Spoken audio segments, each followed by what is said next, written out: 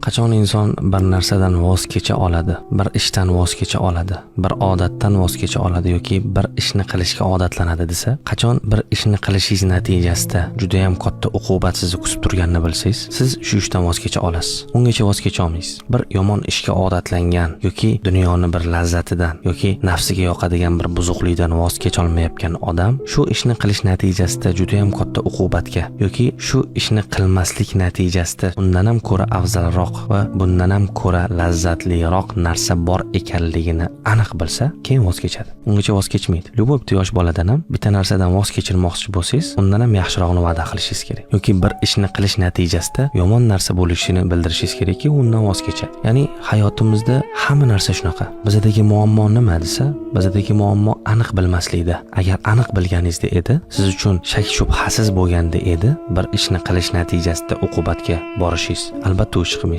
Albatta men ahmoqmanmi deysiz. Masalan, siz tepa etajga chiqib o'zingiz tashamaysiz pastga.